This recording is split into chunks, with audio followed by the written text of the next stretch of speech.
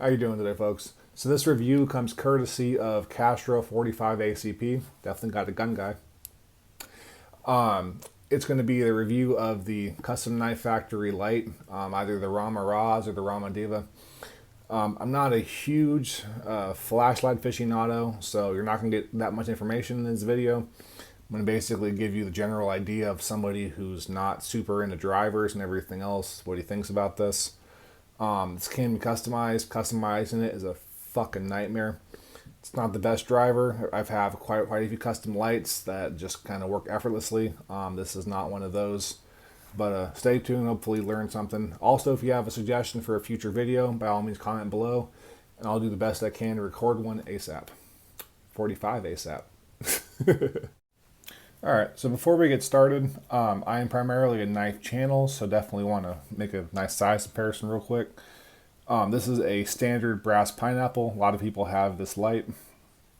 So if you can see, it's about quite a bit bigger than a regular brass pineapple.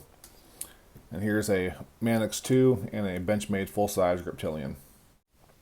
Now the history of this light is also very interesting, right? Because this light retails for $500. It's 500 USD. And then it promptly dropped down to about 300 and then about 200. Now you can find it for 180 USD on a Custom Knife Factory garage sale page if they are still available. Now, as far as why that happened, this is supposed to be a premium piece, right? It has some very complicated analyzing techniques. You know, you have this kind of secondary barrel inside of it to create this whole kind of uniform and sort of sci-fi-ish effect. But in my personal opinion, this light was not very popular because of, primarily having to do with the operation, which is very cumbersome at best. And it's also the exact same way you hold it, which is also cumbersome at best. Now, I'm going to talk about the aesthetics first and the actual in-hand feel. So, this clip, which is very interesting looking, it's milled out of a single piece of titanium. It's very solid, very good to go. It creates one of the worst hot spots I have ever felt on the flashlight. Now, I review a lot of folding knives, and those inherently have hot spots, right? I have never held a flashlight that hurt my hand. As soon as I use this thing, if I try to choke up on it using any type of pressure at all, it immediately stabs. And I don't mean like little hot spots or pokes here and there. I mean, it actually physically stabs you. It is horribly uncomfortable. On top of that, some of the operations is less than ideal. So while I'm talking to you guys, I'm going to go ahead and let this piece run for a little bit. And you can see how fast it actually steps down. Now, this light is advertised at being 1,150 lumens, right? But even at the most brightest turbo setting, which is currently at right now, it will only go to 900 lumens. And that's very strange, right? So basically what it's saying is that, hey, our driver can technically get this high, but we don't actually let it. That's a really strange thing. Okay, now it's not going to be easily conveyed over video, but this light gets hot. This has been on turbo for what, maybe like 30 seconds? And this is already burning to the actual touch. It's very, very intense. It happens very, very fast. On top of that, when I mention it stepping down so quickly, I use that almost as a point of reference of a joke, because most lights understand that the heat is going to cause an issue, so they naturally ramp down pretty quickly. And this one does ramp down after about 2.5 minutes. By the time 2.5 minutes comes, you will physically have scalded yourself. You can probably cook an egg on this light after 2.5 minutes.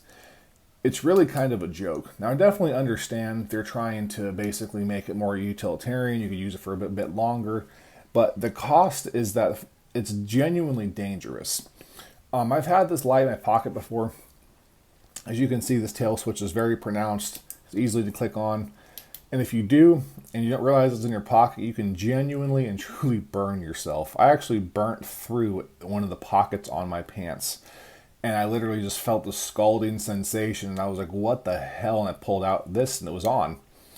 And I was blown away by exactly how hot this piece gets. It's genuinely crazy that they would allow it to be that way. So on top of it being very uncomfortable in hand, you also have the fact that it doesn't actually ramp down properly enough. It gets extremely hot extremely quickly. And the funniest part to me about this is it specifies in the description that it has a, quote, tactical tail switch, with minimal noise. Listen to this.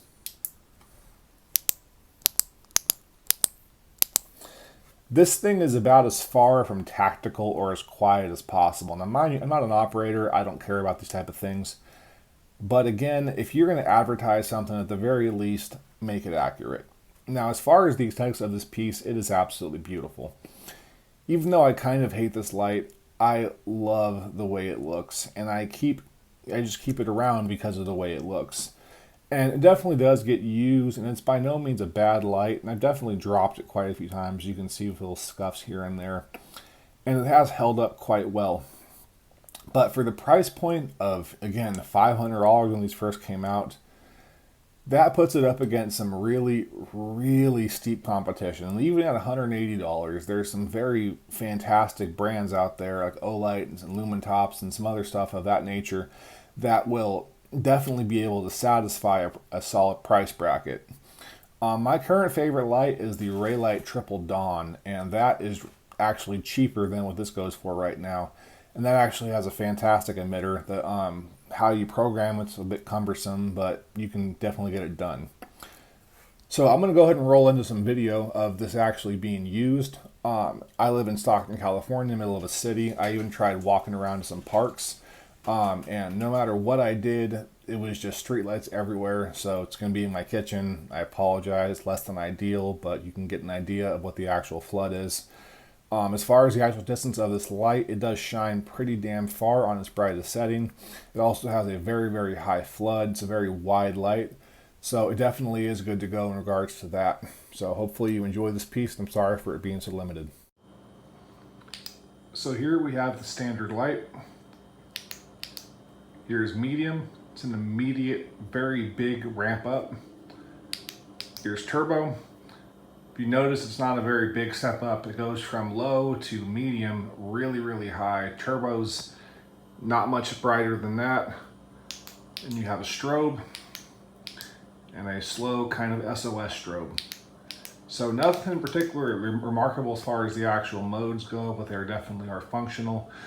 You can also program this light to where strobe is accessible immediately. Same thing with the kind of brightest possible setting.